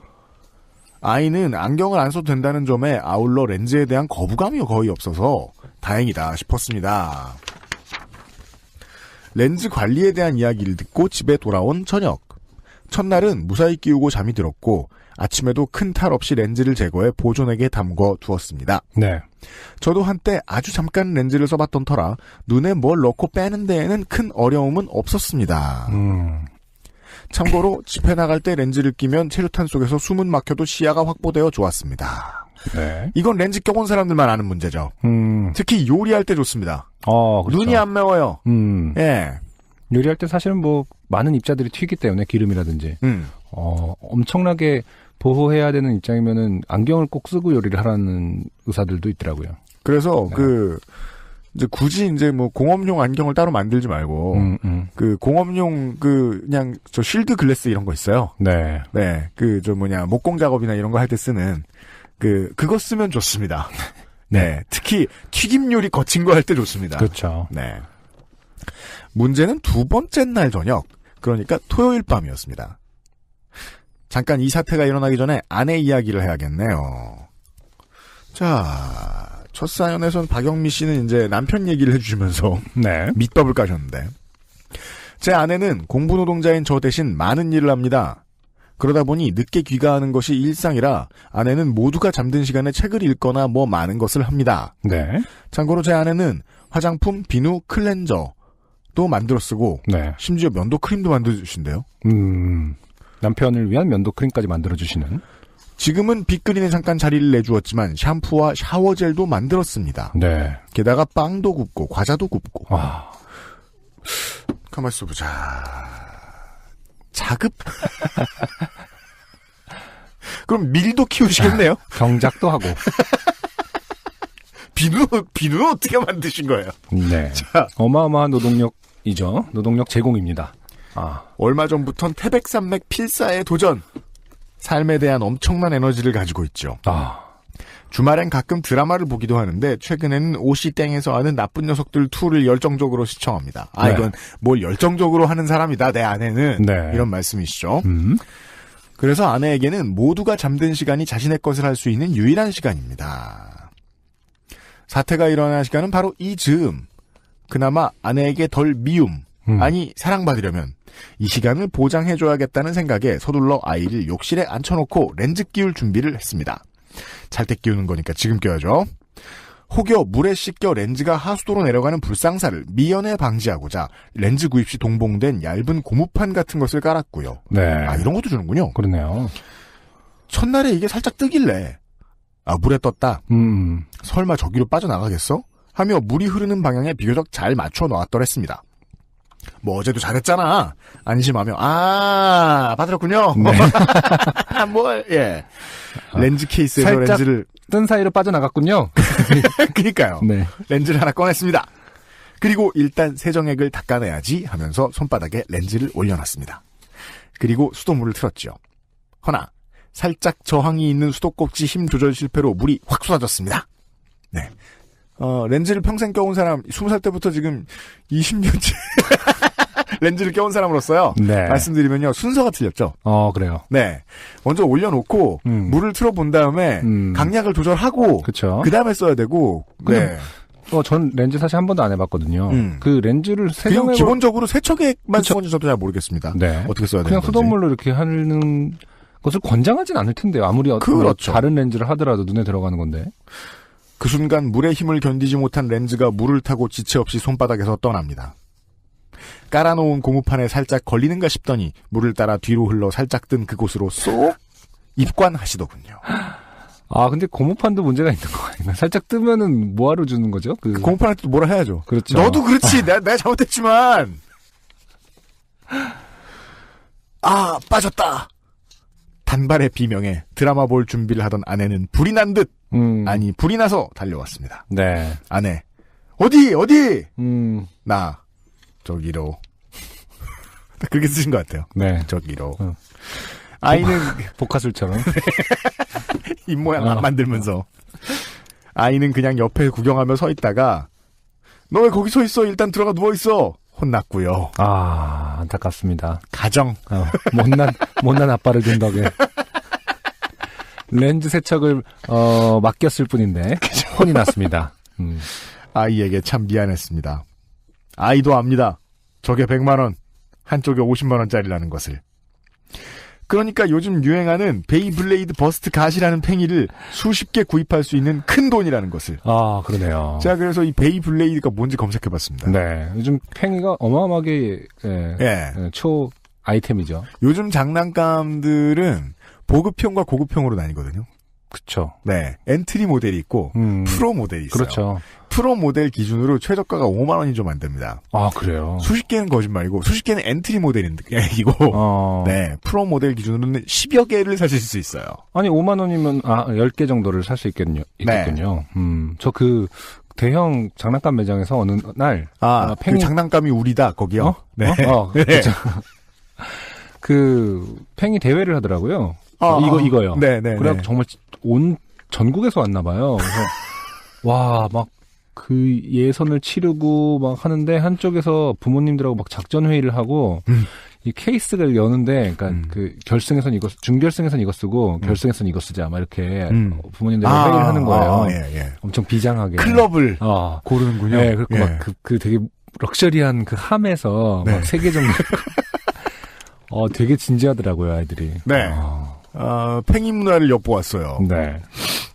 아무튼 가여운 우리 아이는, 윤상호 씨의 아이는 베이블레이드 버스트 갓을 제일 좋은 걸로 10여 개 잃어먹었어요. 네, 잃어먹은 거죠. 네.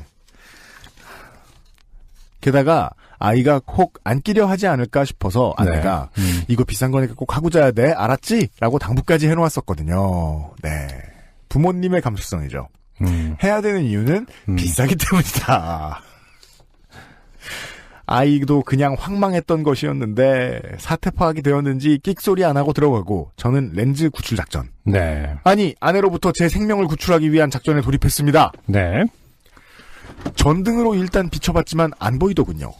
이 렌즈는 오른쪽은 초록색, 왼쪽은 노란색 끼가 도는데 그래요. 작별 인사도 못하고 사라진 렌즈는 오른쪽이었습니다. 네. 처음에는 입구 쪽에 초록색이 보였는데 잘 살펴보니 그냥 녹이더군요. 이 긴박하고 다급한 마음 전해집니다. 그러니까요. 초록색. 녹. 매생이네? 뭐 약간. 파래. 매생. 이제 아래 배관을 뜯어야겠다고 생각했습니다. 자, 일이 커집니다. 그렇죠. 물의 양이 그렇게 많지 않았으니. 그렇죠. 그럴 수 있죠. 그 물질의 특성상, 그리고 어딘가 딱 붙어버릴 수도 있는 물질이니까요. 그렇죠. 네. 어딘가 걸쳐있지 않을까 하는 기대를 가지고요.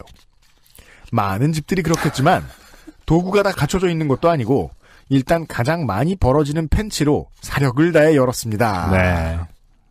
아이 태어나기 전에 이사온 아파트인데 그게 10년 전이니 배관도 오래되어 바삭바삭 날카롭게 부서지더군요. 그렇죠. 살짝 베이고 살짝 피도 나고 이렇게 더러운 배수관에 베었으니 파상풍에 걸리는 것 아닌가 걱정은 이 순간 잃었지만 네. 옆에 아내에게서 뿜어져 나오는 분노의 기운에 하찮은 것이 되었죠. 그러니까요. 네. 정말 조심하셔야 될 것 같아요. 정말 무서운 다른 일이 있으면 내가 싸우다 죽으리 이런 생각을 하게 되는데 파상풍은 조심하십시오. 파상풍은 이제 그 예방주사를 맞으면 10년 정도 간다고 하더라고요. 아, 진짜요? 네. 그럼 이제 우리 나이 때는 다 없어요, 이제. 그렇죠. 비면 죽어. 그렇게 뜯어내고 물을 흘려봤지만 렌즈는 그 안에서도 나오지 않았습니다. 그때 제 마음은 오래된 배수관에서 흘러나오는 까만 폐수보다 더 시커멓게 혼탁해지고 이대로 나도 그냥 사라졌으면 하수도와 함께 떠내려가고 싶었어요.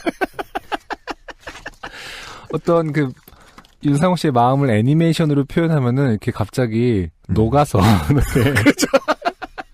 정말 매생이가 돼서 이렇게 그냥 검은 액체로 흘러 들어가는 그 장면, 그렇게 표현할 수 있을 것 같아요. 뭔가 녹아 사라지는.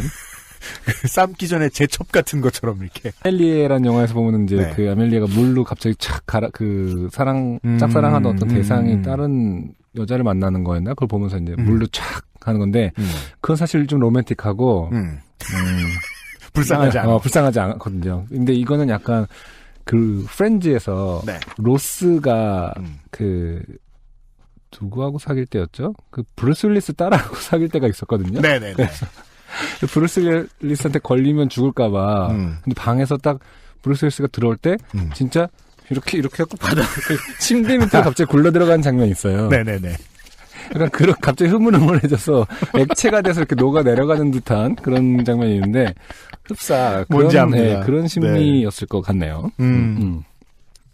남은 곳은 하나. 세면대에 수직으로 매달린 배수관.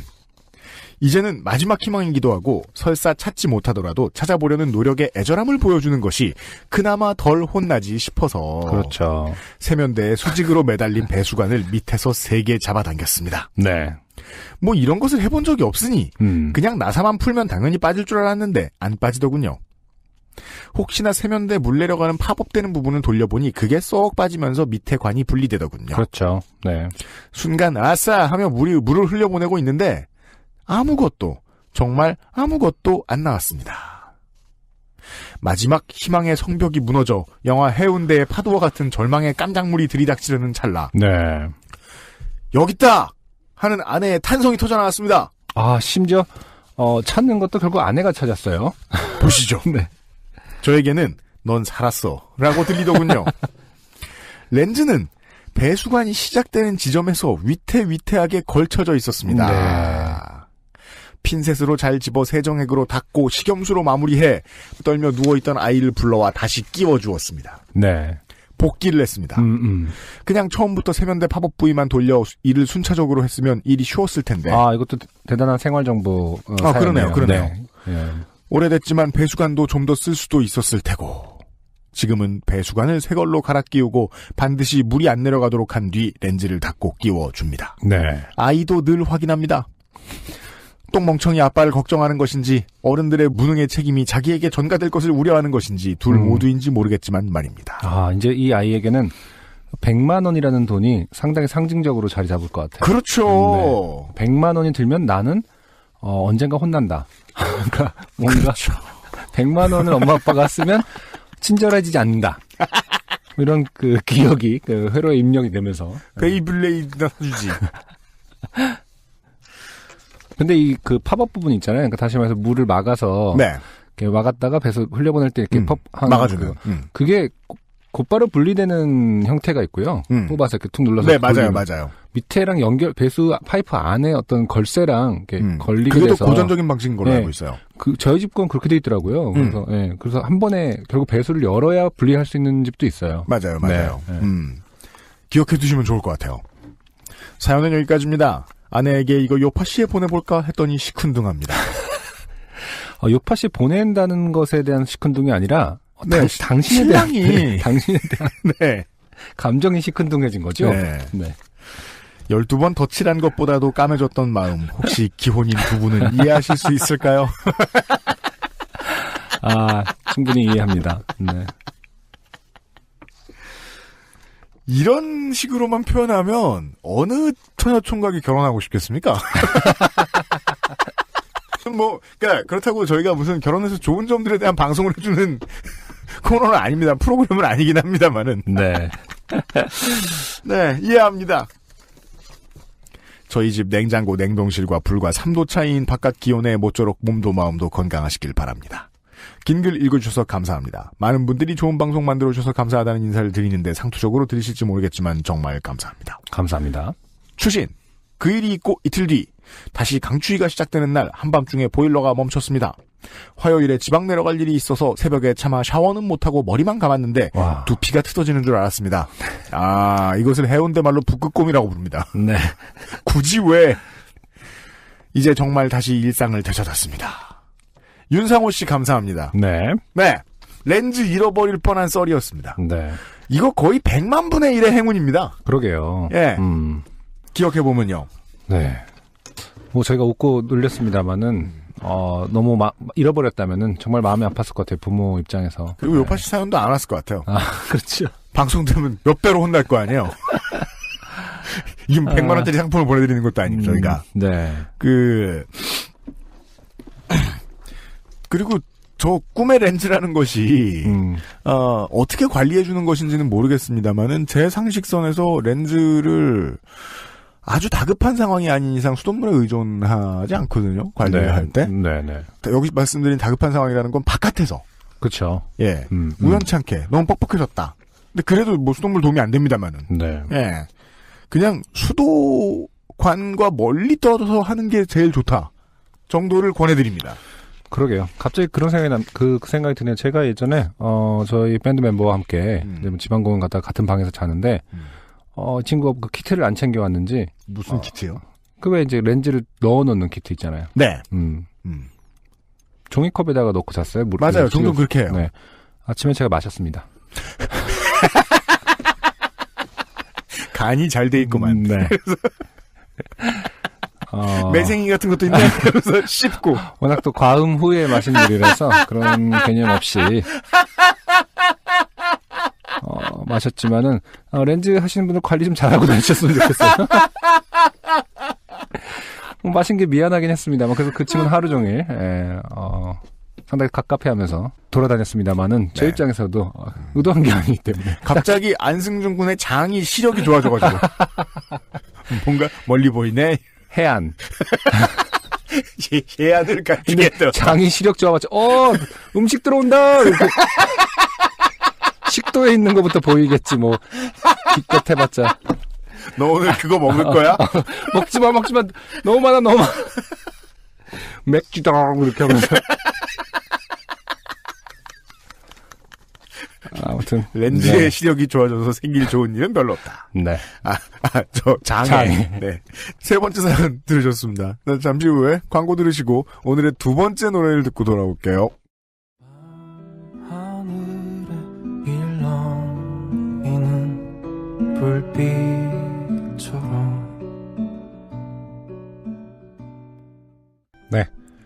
두 번째 들으신 곡은 강태구 씨의 밤의 끝이라는 곡이었습니다. 네. 1월 18일 날 나온 강태구 씨의 데뷔 앨범 플랭스 앨범으로서 그러니까 첫 정규 앨범이에요. 네. 지난주에 나왔고요. 네. 한국 평론가들의 그 일관성 이제 흔한 경향인데요. 이제 포용력이 넓은 음악을 좀 좋아해요. 누가 들어도 여유를 가지고 만들었다라고 볼 수 있는 음악에 보통 더 높은 점수를 주는 것은 보통 이제 평론가라기보다는 그냥 댓글놀이 하기 좋아하는 사람들의 좀 인스턴트한 마인드이기도 하거든요. 그냥 나를 다 포용해줘 하는 마음으로 음악을 평가하려 드는. 네. 근데 실제로 그게 제일 어려운 것 같아요. 포용력이 있는 음악을 찾기가 제일 어렵고, 뮤지션도 그렇게 만들기가 제일 어렵다. 네네. 네. 평론가들이 정말 좋아할 뮤지션이에요, 강태구는. 블루라는 앨범이에요. 아까 소개드렸던 김다니엘 씨의 싱글도 제목이 블루고요. 네.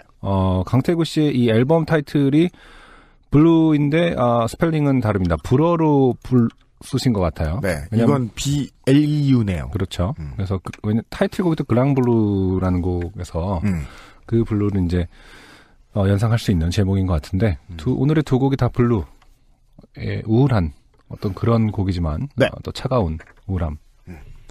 관한 노래였습니다. 자켓이 진짜로 요즘 찬 날씨에 되게 어울리긴 해요. 그러니까요. 예. 강태구 씨는 시드 폴 씨가 저희 로스트 스테이션 나와주신 적 있지만은 강태구 씨도 제주도에 사시면서 음악을 하시는 분이네요. 네. 맞습니다. 홍대에서 제주도로 내려갔다고 하죠. 가셨다고 하죠. 네. 바람에 흔들리는 나무 소리로 유명한 바로 강태구의 신보. 이게 이제 음원이 같은 게 이제 2017년에도 발매가 됐던 걸로 알고 있는데, 네. 관계를 모르겠어요. 지금 2018년에 나온 판하고 뭐가 다른지는. 아마 2013년부터 활동하실 때는 프롬곰팡이 소속이셨다가 군대를 다녀오시고 이제 뭐가 바뀐 상황인 것 같아요. 네. 알겠습니다. 아무튼 제가 지난번에도 말씀드린 적이 있지만은 포크 기반의 음악들, 싱어송라이터들의 음악은 사실은 심플할 것 같지만은 늘 새로운 감동을 주고 네. 이번 곡 같은 경우는 또 이제 바이올린하고의 협연이 이렇게 또 좋을 수도 있구나 생각이 드는 곡이었습니다. 네. 포용력이 무진장해 보입니다. 강태구의 신보가 있어 소개를 해드렸고요. 네. 오늘의 마지막 사연이죠? 네, 맞습니다. 네. 오늘은 사연이 아주 꽉꽉 차게 4개나 있습니다. 유땡현 씨의 사연이에요. 엔카 직영몰과 함께하게 된 요파씨 축하드립니다. 고맙습니다. 제 이름은 유땡현입니다. 저는 지난달 말쯤 외사촌 여동생 결혼식에 다녀왔습니다. 여러 사촌들 중에서도 저랑 가까이에 살고 아주 자주 만났으며 제가 직업의 특성상 몇 년 제자로 두기도 했던 동생이라 결혼식 날 며칠 전부터 제가 다 설렜습니다. 결혼식 전 저의 머리색은 흔히 말하는 애쉬 블론드였는데 이 애쉬란 말이 들어가면 마법같이 색깔이 변하더라고요. 그래요? 예, 칙칙하게. 고정관념입니다. 이해해 주십시오. 그러니까 저는 애쉬라는 그 컬러 코드의 느낌이 뭔지 아직 잘 모르겠습니다. 회색빛이라는 거겠죠? 네. 저도 잘 모르겠는데 이제 원래 그 탈색을 3번 정도 하면은 노란머리 해보셨나요? 네, 맞죠. 회색머리 같은 거 저도 어렸을 때 한참 대학교 1, 2학년 때 회색머리가 유행이고 이래갖고 네. 했던 적이 있는데 아예 완전 탈색을 3번 해서 진짜 병아리색으로 만든 다음에 하면은 어떤 색을 하든 사실은 잘 들어가요? 잘 들어가고 또 변화무쌍해지거든요. 그래서 그래요? 그때도 막 이렇게 여러 가지 색을 그러니까 색이 빠지면서 애쉬 말 그대로 회색빛이 도는 뭐 보라색이 되기도 하고 그러니까 할 보통 때마다 이제 달랐던 것 같아요. 우리 어렸을 때에 비해서는 요즘에 유행하는 컬러들이 되게 차분한 것 같아요. 네. 네. 그렇죠. 예전에는 네. 막 시뻘 좋아했는데.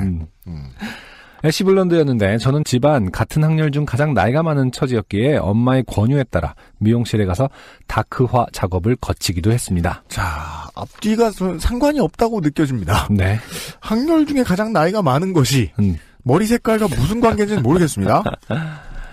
근데 아직까지도 한국 문화에서는 결혼식이나 그 친척 어른들을 만나야 할 때 머리 색깔에 대해서 고민해야 되는 그런 현실이긴 하죠. 답답해요. 네. 다크화 작업을 거치기도 했습니다. 돈도 없는데 말이죠. 그러니까 돈도 없는 사람한테. 어쨌든 저는 어머니를 부끄럽게 하고 싶진 않았습니다.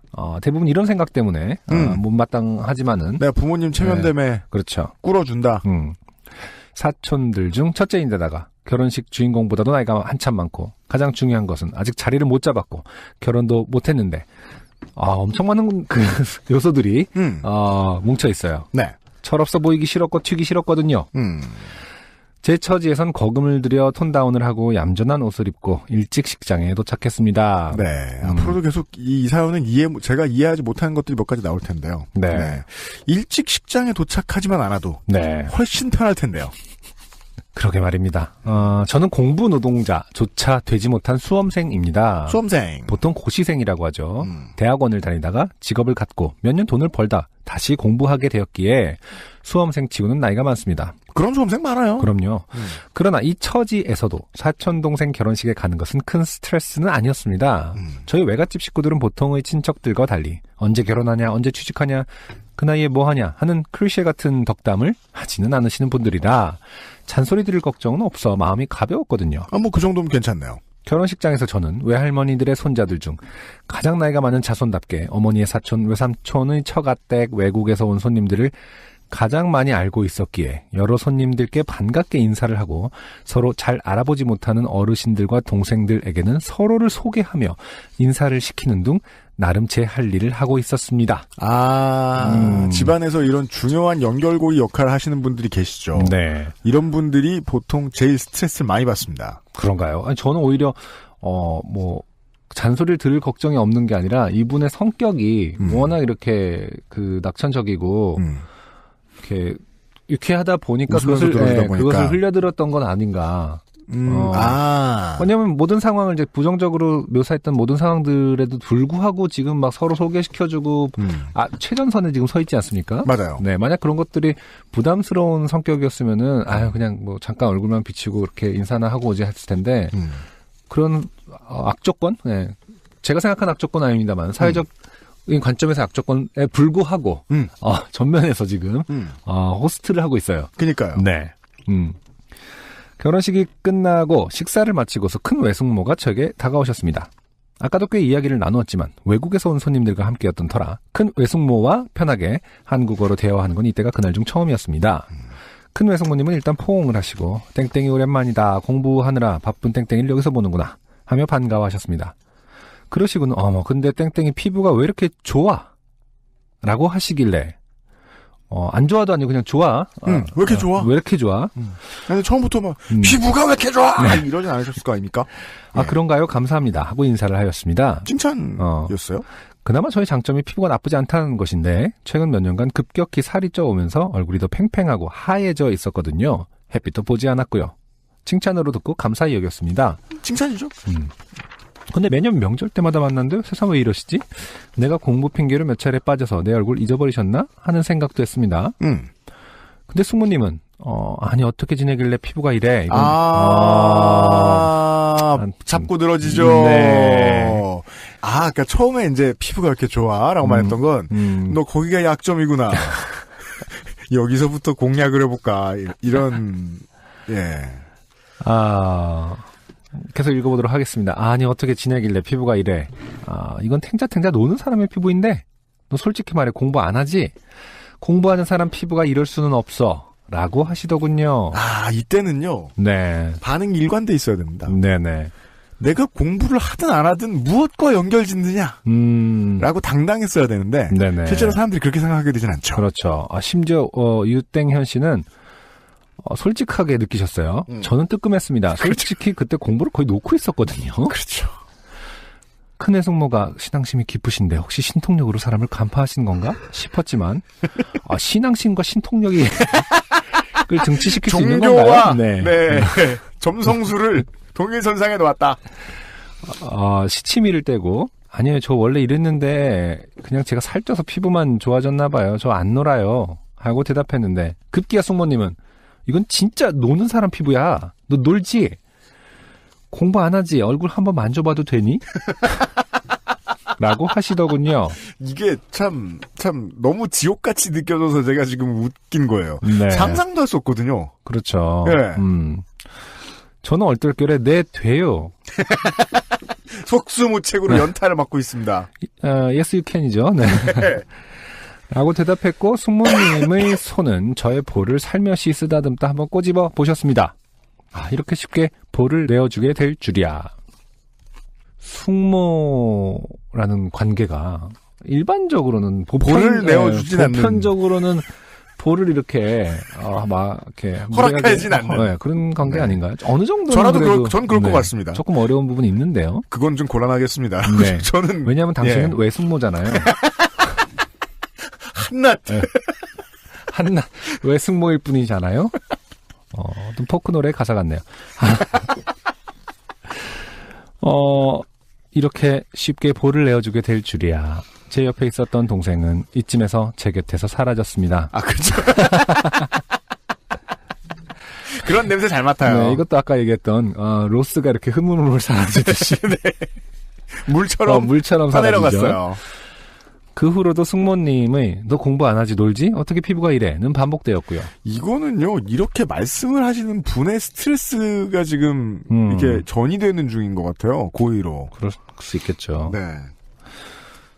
저는 계속 다른 이유를 댔습니다. 결정적인 실수입니다. 왜 대답을 해줍니까? 그렇죠. 예. 진짜 이럴 때는 정색을 해야 되는데 참 정색 문화가 없기 때문에. 그죠. 네. 계속 다른 이유.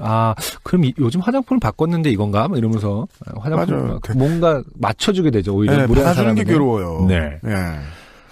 외할머니가 피부가 좋으셔서 닮았나 보다, 살이 너무 급격하게 쪘나 보다 등등. 외숙모님은 결국 마지막 정점을 찍으셨습니다. 무슨 35이 피부가 이렇게 좋아, 팔자 좋은가 보다. 정말 한 번은 그럴 수 있다고, 정말 100번 양보해서 한 번은 그럴 수 있다 쳐도, 이거 지금 일단 글로 나온 것만 3번째인데. 장난 아니에요, 이거. 지금. 대단합니다. 네. 이거는 선의로 포장된 악의 정도가 아니라, 그냥 악감정이죠, 이 정도면은. 그니까 말이에요. 그러면은, 최대한 제가 모두가 선하다라고 한번 믿어보고 얘기를 해드리면, 유땡현 씨의 부모님이 외숙모님의 땅을 빼앗았든지 뭐 장기를 적출했든지 뭔가 큰 잘못을 했으면 이해를 해주겠네요. 네.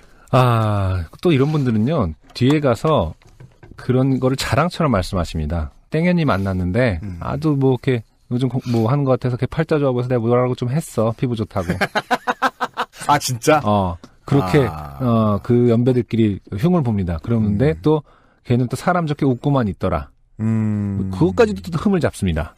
그거는, 네. 거기서부터 분기는 이렇잖아요. 웃는다. 웃는다고 뭐라고 한다. 그렇죠. 정색한다. 정색한다고 난리친다. 네. 가만히 있는다. 쌩 깐다고 난리친다. 근데 어쨌든, 뭐, 난리친다와, 가만히 있는다 정도의 차이일 수는 있습니다만은, 결국에는 웃어도 뒷소리를 들을 거기 때문에, 네. 난리치는 거랑 크게, 손해볼 건 없습니다. 저는 그런 되게, 그 결론을 말씀드리기 전에 되게 중요한 믿음이 있어요. 이건, 아우라 싸움입니다. 주도권 싸움인가요? 카리스마로 제압하죠? 그럼 뒷담도 안 갑니다. 그 방법은 사람마다 다른데요. 전 그걸 되게 믿어요. 기세 싸움이면 네. 어떻게 죽여도 기세를 죽여놓으면 네. 예 여기저기서 우습게 뭐 떠들고 다니진 않는다는 거죠. 근데 뭐 좋은 지적인 것 같은데요. 기세라는 것이 갑자기 만들어질 일은 또 없습니다. 예, 이런 잽을 좀 던져보고 이런 류의 관계에서. 네. 그러니까 어떤 하이어라키에 기반한 상황이기 때문에 네. 예, 지금 뭐 UMC가 말한 것처럼 친인척 간의 기세 싸움을 할 수 있는지 할 수 있죠. 그런가요? 아니 뭐 기껏해야 2, 3년에 한 번 만나는데 뭐는 못해요. 그건 그냥 UMC 같이 생겨야 하는 거 아닌가요? 전 하는 게 좋다고 봅니다. 그렇겠죠. 네. 주변의 먼 친척들까지도 저를 돌아보고 수근수근 하였습니다. 그거는 그냥 저 유땡현 씨의 생각이실 수 있고요. 네. 어차피 피부가 이런 얘기를 하진 않으셨을 거라고 믿고 싶습니다. 그날 결혼하는 동생은 20대 중반이었고 저는 35입니다. 뭐 나이나 많은 말도 안 해. 미혼이 많은 제 친구들 사이에서는 큰 문제라고 생각하지도 않았고 뭐여도 이게 뭐가 문제가 결혼을 돼. 의무로 생각하지도 않고 살았습니다. 그렇죠. 근데 그 순간 졸지에서는 35에 공부를 하고 그 공부조차 하지 않고 탱자탱자 놀아서 피부만 좋은 첫째가 되어버렸습니다. 정리하면 그러네요. 네. 뭐 어른들 입장에서는 다 정리하면 되게 나쁜 것들로만 조합돼 있을지 모르지만은 사실은 그런 걸 제거하고 나면은 사실은 행복한 거 아닌가요? 이 상태가 좋죠. 네, 탱자탱자 놀아서 피만 좋은 첫째. 행복한 첫째 아닌가요? 네. 그리고 푹 쉬다 일하면 일 잘해요. 그 이후 5천 어르신들의 네가 35이라고 83이래 83 시집을 아직도 안 갔어 하는 덕담 아닌 덕담들이 줄을 이었습니다.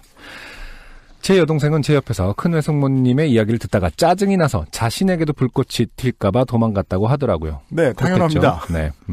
그 후로 며칠 저희 집에선 피부 좋다가 놀리는 말로 사용되었습니다. 어쨌든 다시 돌아가서 이걸로 놀리고 지냈다라는 것 자체가 뭔가 어떤 유땡현 씨의 시그니처 대표된 성격이 있는 것 같아요. 어떤 거요? 네. 낙천적인 거죠. 그러니까 뭐 이렇게 예민하게 화를 당한다? 내거나 내지 않고 부모님들조차 혹은 식구들조차 그걸로 또 놀릴 정도면은 평소에 화를 진짜 안 내고 너무 정말 사람 좋은 물론 걸로 인식이 되어 있는 식구들끼리 대화가 좀 많고 커뮤니케이션이 잘 되기 때문에 이런 걸 수도 있긴 있지만 네.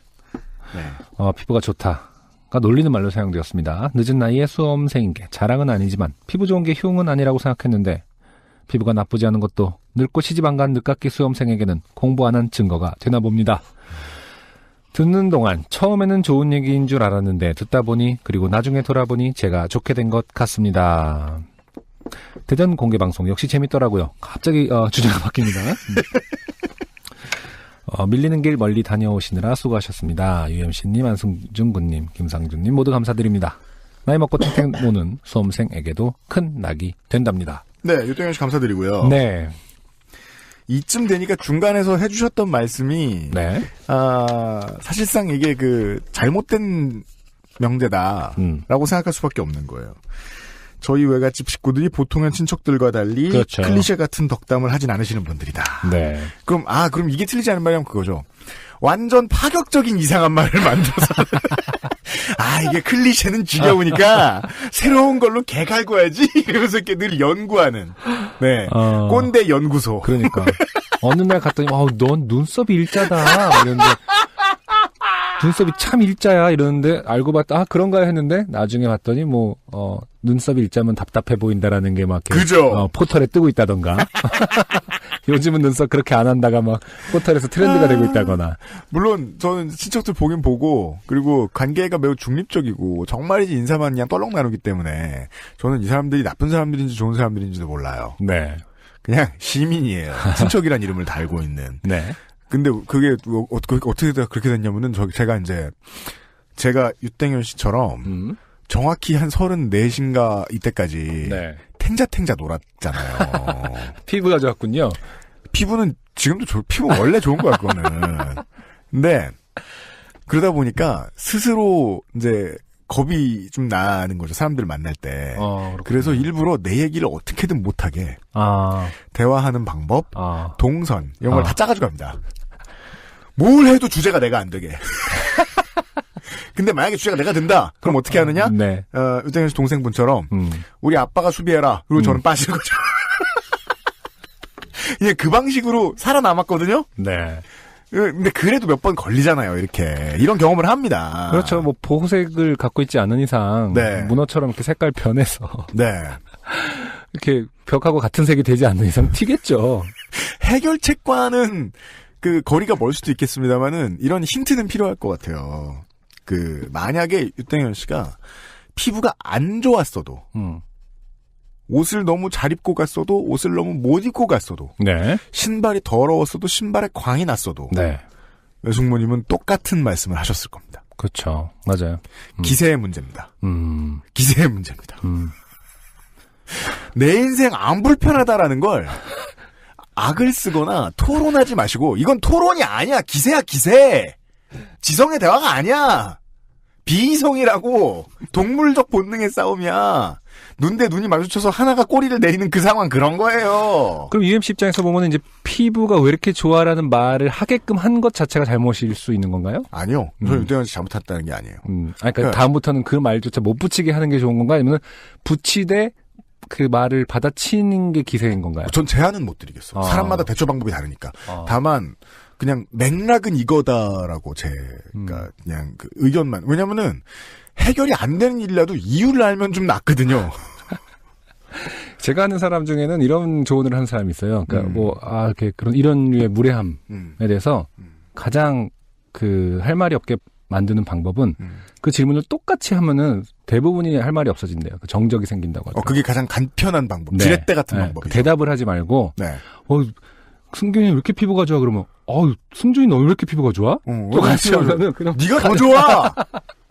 네. 그러니까 정말 심플하게 똑같이 반복하라고 하더라고요. 동물적이지 않은 방법이네요. 네. 기계적이고 좋네요. 계속 같이 해볼까요? 그냥 네. 서로. 제가 드리고 싶었던 말씀 그건 거예요. 어떤 어른들은 만만해 보이고 유약해 보이는 젊은 사람한테 가서 그런 얘기를 하고 싶은 게 의도인 겁니다. 네. 네. 그렇죠. 네가 뭘 못하니까 이런 일이 있지. 라고 알려주고 그걸 알려줬다고 안승준 군이 말씀드린 대로 자랑하고 이걸 하고 싶은 거예요.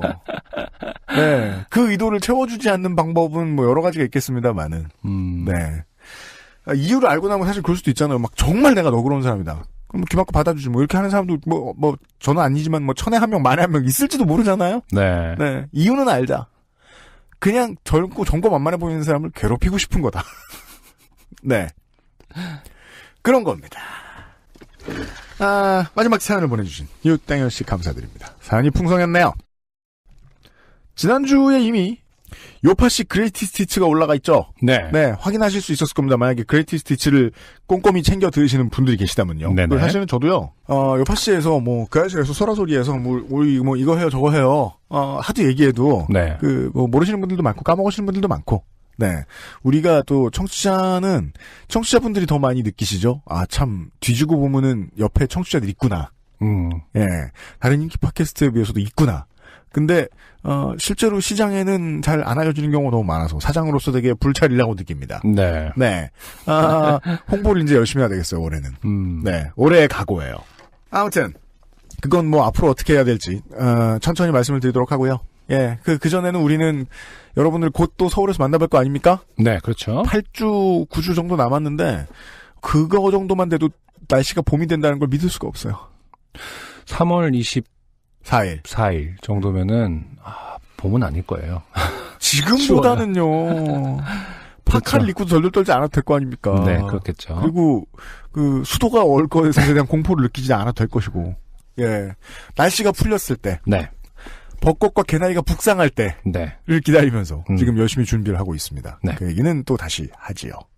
193회에서 만나 뵙도록 하겠습니다. 사연 보내주신 여러분들 늘 감사드립니다. 선물도 많이 준비해놓고 있고요.